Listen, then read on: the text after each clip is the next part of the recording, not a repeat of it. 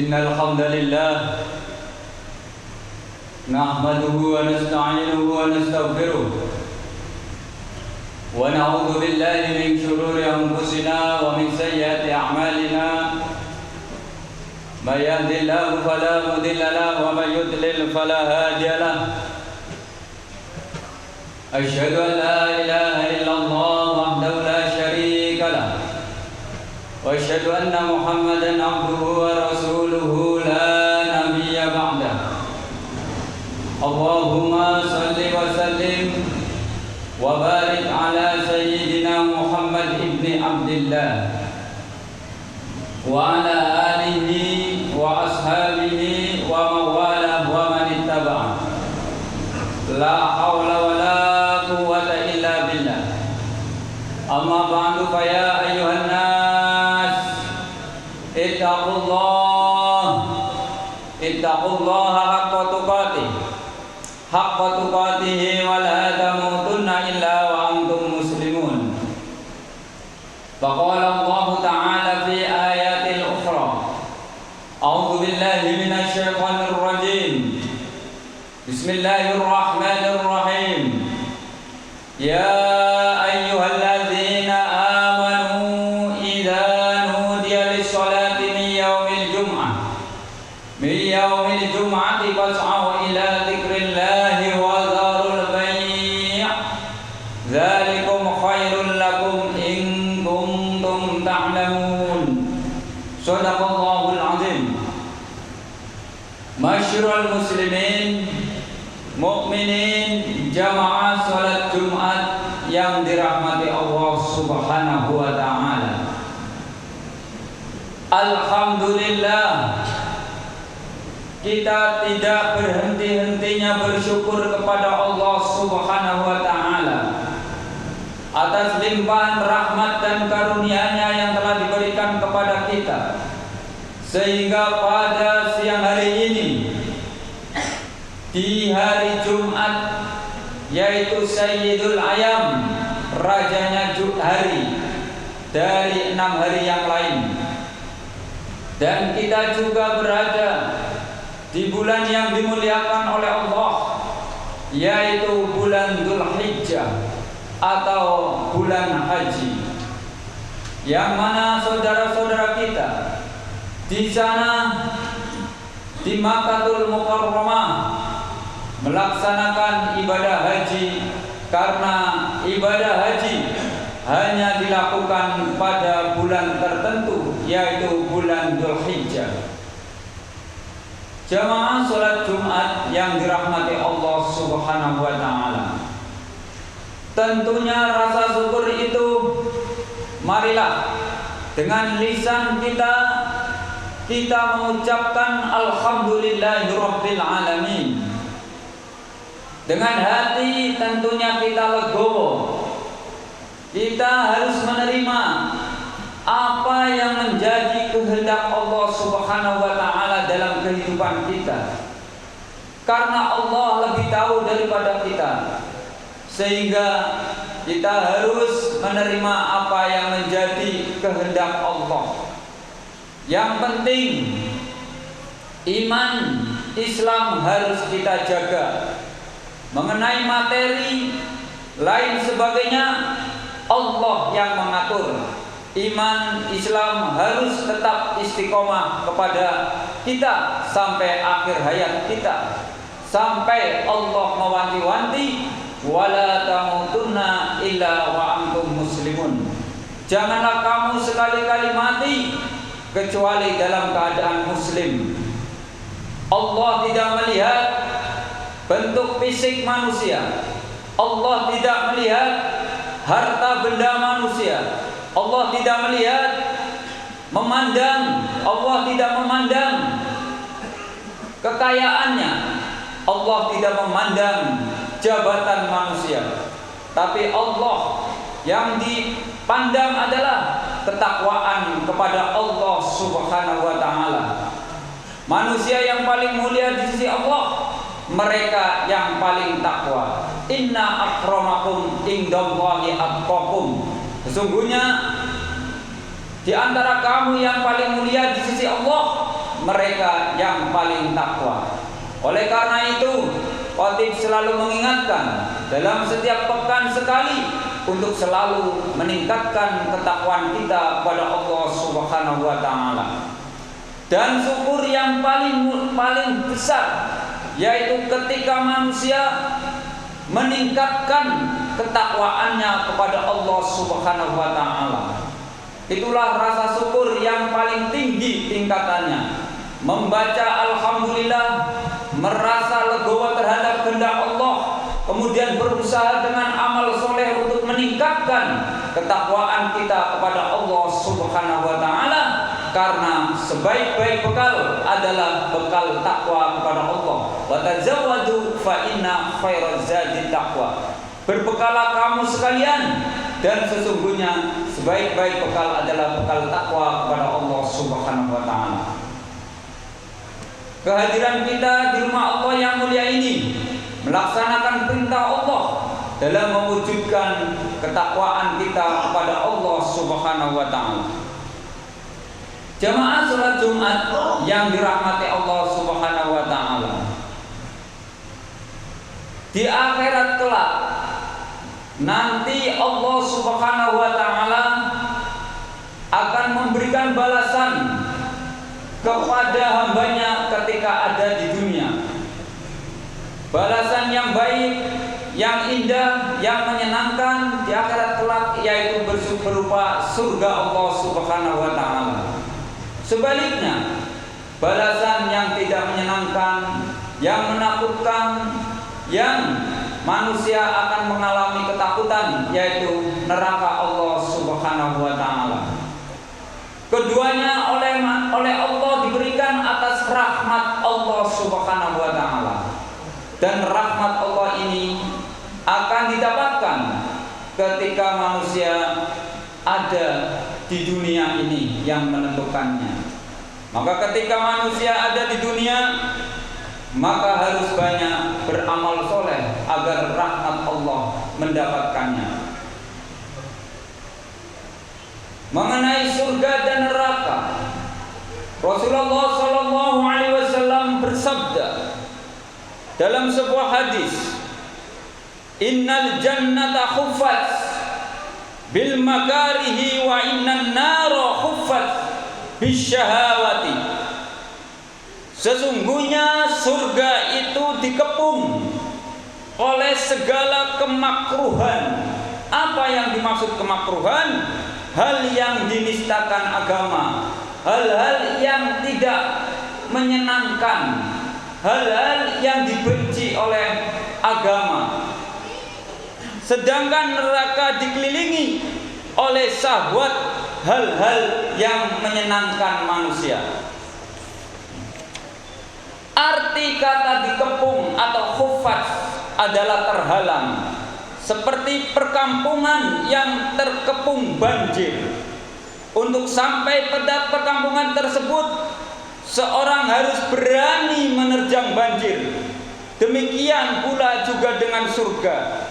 Jika menginginkannya, maka kita harus siap melawan berbagai kemakruhan. Yang dimaksud kemakruhan di sini adalah segala hal yang dianggap buruk dan dibenci oleh agama. Contohnya, misalnya yang dibenci, yang dilarang oleh agama, yaitu khamar, minum-minuman keras, judi, berbuat maksiat, melakukan hal-hal yang dilarang oleh agama, tapi itu sesuatu yang sangat menyenangkan menurut hawa nafsu manusia. Sedangkan neraka dikelilingi oleh berbagai kesenangan. Barang siapa yang selalu bersenang-senang dan tidak mempeduli aturan syariat, sungguh dia dekat dengan neraka. Jemaah salat Jumat yang dirahmati Allah Subhanahu wa taala. Hadis di atas sangatlah mudah dipahami, namun sayangnya pemahaman itu kadang hanya sebatas pengetahuan tanpa tindak lanjut sebagai amalan. Sehingga banyak orang mengaku takut dengan api neraka serta siksa di dalamnya. tetapi masih saja bergelut dalam kesenangan syahwat yang terlarang. Banyak pula orang yang mengaku merindukan surga, ingin bersegera bersanding dengan bidadari yang sering disampaikan oleh orang-orang ulama atau kiai, tetapi tidak senang dengan amal-amal soleh. Ada sebuah riwayat yang berhubungan erat dengan hadis ini, sebagaimana dinukil dalam kitab Sirajut Talibin, yaitu ketika Rasulullah SAW bercerita, ketika Allah Subhanahu wa Ta'ala telah menjadikan surga, diperintahkan kepada malaikat Jibril untuk melihat surga tersebut setelah surga itu dibuat. Kemudian sambil berkata atau berfirman kepada malaikat Jibril, lihatlah surga wahai Jibril, dengan segala fasilitasku yang sudah saya persiapkan untuk penghuninya. Segeralah Jibril menengok surga dengan segala perlengkapannya, kemudian kembali menghadap dan berkata, demi kemuliaan-Mu wahai Allah, ya Allah, semua orang yang pernah mendengar kata surga pasti akan memasukinya. Kemudian Allah memerintahkan untuk memagari surga dengan kemakruhan atau sesuatu yang dibenci oleh agama. Kemudian Allah Subhanahu wa Ta'ala kembali mengutus Jibril untuk melihatnya. Sekarang kamu lihatlah surga itu kembali lengkap dengan fasilitasku untuk penghuninya.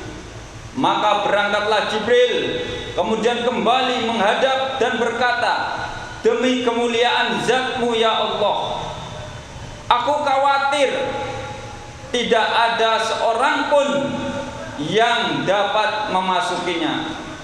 Sekarang pergilah kau ke neraka dan lihat segala macam siksaan yang ada di dalamnya. Perintah ini pun dilakukan oleh Jibril. Ia pun berangkat dan kembali menghadap seraya berkata, demi kemuliaan-Mu ya Allah, hamba yakin tak seorang pun yang pernah mendengar cerita neraka mau memasukinya. Maka Allah segera menghiasi neraka dengan berbagai kesenangan sesuai dengan syahwat hawa nafsu manusia. Dan kembali berkata pada Jibril, sekarang tengoklah kembali ke neraka. Jibril pun berangkat dan segera kembali melapor, ya Allah, demi kemuliaan-Mu, aku khawatir tidak ada seorang pun yang bisa selamat dari neraka-Mu. Hadis ini diriwayatkan oleh Imam Tirmizi. Jemaah salat Jumat yang dirahmati Allah Subhanahu wa Ta'ala, demikianlah Allah sengaja memagari surga dengan kemakruhan atau sesuatu yang tidak disenangi manusia sebagai ujian bagi mereka yang menginginkannya. Sebaliknya, Allah menghiasi neraka dengan berbagai kesenangan-kesenangan, juga dengan menguji mereka agar mereka menjauhinya. Itulah sebabnya pada hadis selanjutnya Rasulullah menggarisbawahi bahwa surga adalah sesuatu yang sulit diraih, bagai berada di tempat yang tinggi, sedangkan neraka adalah sesuatu yang mudah, bagai berada di tanah yang sangat rendah. Jamaah salat Jumat yang dirahmati Allah Subhanahu wa Ta'ala, oleh karena itu, marilah ketika kita hidup di dunia ini, hidup di dunia inilah yang akan menentukan ketika kita nanti di akhirat. Kita harus bisa mengendalikan diri, yaitu mengendalikan hawa nafsu. Karena dalam hadis ini Rasulullah SAW telah jelas bahwa surga dikelilingi oleh sesuatu yang tidak menyenangkan hawa nafsu. Kita pagi-pagi harus bangun pagi untuk melaksanakan sholat subuh, padahal ketika kita harus tidur rasanya nikmat. Siang hari terik matahari panas, kita harus melaksanakan sholat duhur, sholat Jumat, segala aktivitas harus kita tinggalkan. Kerjaan yang harusnya kita mendapatkan upah, kita tinggalkan. Demi apa? Demi melaksanakan perintah Allah. Ketika kita sedang beristirahat, datang waktu asar untuk melaksanakan sholat asar. Ketika sudah sampai di rumah, lelah, capek, kita harus melaksanakan sholat maghrib. Ketika kita mau tidur, Allah perintahkan dengan panggilan yang mulia, yaitu melaksanakan sholat isya. Dan di penghujung menjelang sholat subuh ada waktu yang sangat mulia, yaitu dengan sholat tahajud. Ini sangat berat, maka tidak sangat menyenangkan. Maka itulah surga dikelilingi dengan hal-hal yang tidak menyenangkan, kecuali orang yang sudah mendapatkan nikmatnya iman. Orang yang sudah mendapatkan nikmatnya iman, maka semakin dia dekat dengan Allah, maka nikmat sekali, nikmat rasanya ketika dia beribadah kepada Allah dan tidak akan lepas dengan ibadah kepada Allah Subhanahu wa taala. Karena kita sebagai manusia biasa, orang-orang awam, tentunya kita harus selalu meminta pertolongan Allah Subhanahu wa taala dengan banyak berdoa, Rabbana arinal haqqa haqqa warzuqna ittiba'ah wa arinal batila batila warzuqna ijtinabah. Ya Allah, tunjukkanlah kepada kami yang benar itu benar, agar kami bisa melaksanakan kebenaran perintah-Mu, ibadah-Mu. Dan tunjukkanlah kepada kami yang salah, kemaksiatan yang dilarang oleh Allah, oleh Engkau ya Allah, agar kami dapat menjauhinya. Dan kita berdoa kepada Allah dengan mengucapkan la haula wala quwwata illa billahil aliyil azim. Tidak ada daya dan kekuatan kecuali semua itu datang dari pertolongan Allah Subhanahu wa taala. Ahli tafsir mengatakan bahwa seseorang diberikan kekuatan oleh Allah ketika dia menjauhi larangan-larangan Allah, dan juga dia diberi kekuatan ketika dia melaksanakan perintah-perintah Allah dalam beribadah kepada Allah Subhanahu wa taala.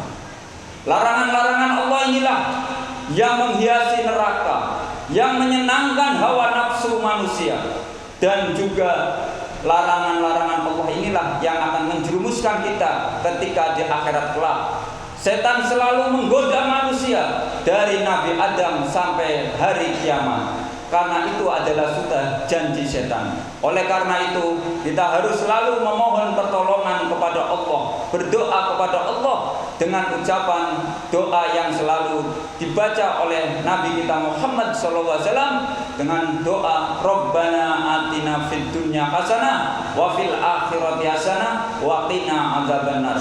Ya Allah, berikanlah kami kebaikan di dunia dan juga kebaikan di akhirat, dan jauhkanlah kami dari api neraka. Mudah-mudahan kita semuanya yang hadir di sini, keluarga yang ada di rumah, senantiasa diberi petunjuk oleh Allah, diberikan jalan yang lurus, jalan yang diridhoi oleh Allah, yaitu jalannya orang yang diberi nikmat, jalannya para rasul, dan juga jalannya para nabi, orang-orang soleh. Mudah-mudahan kita semuanya yang ada di sini, keluarga yang ada di rumah, diselamatkan oleh Allah di dunia maupun di akhirat kelak. Amin Allahumma amin. Barakallahu li wa lakum bil Qur'anil azim wa nafa'ani wa iyyakum bima fihi min ayati wa dzikril hakim wa taqabbalallahu minna wa minkum tilawatahu innahu huwas samiul alim wa qur rabbighfir warham wa anta khairur rahimin. Allahumma shalli wa sallim wa zid wa an'im wa tafaddal wa barik bi jalalika wa kamalika ala sayyidi ibadik wa ishrafi ibadik sayyidina wa maulana Muhammad wa ala alihi wa sahbihi wa sallam wa radiyallahu ta'ala an kulli ashabi rasulillahi ajma'in.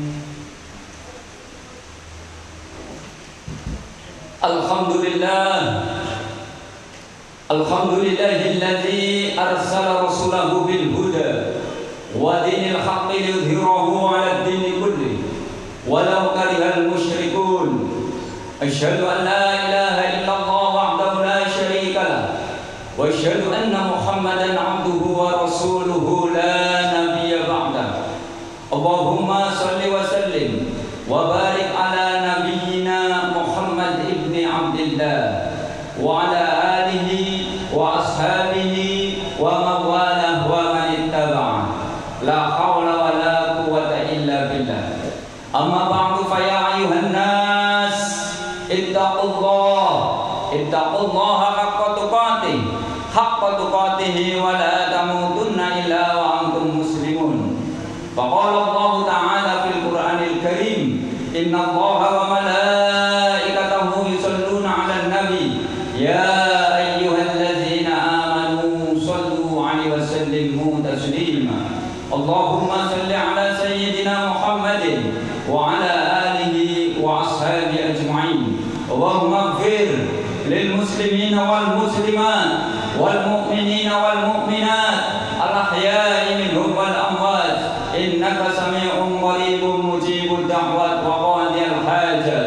Rabbana ighfir lana wa liwalidina warhamhuma kama rabbayana shighara. Rabbana ighfir lana wa li ikhwanina alladhina sabaquna bil iman wa la taj'al fi qulubina ghillan lil ladzina amanu rabbana innaka ra'ufur rahim. Rabbana hab lana min azwajina wa dhurriyyatina qurrata a'yun waj'alna lil muttaqina imama. Allahumma la tada' lana fi majlisina hadha dhanban illa ghafarta wa la hamman illa farajta wa la 'aiban illa satarta wa la 'usran illa yasarta wa la zahlan illa 'alimta wa la dhallan illa hadaita wa la hajatan hiya laka ridha min hawaijid dunya wal akhirah illa qadaitaha bi rahmatika ya arhamar rahimin. Rabbana atina fid dunya hasanah wa fil akhirati hasanah wa qina adzaban nar. Subhana rabbika rabbil izzati amma yasifun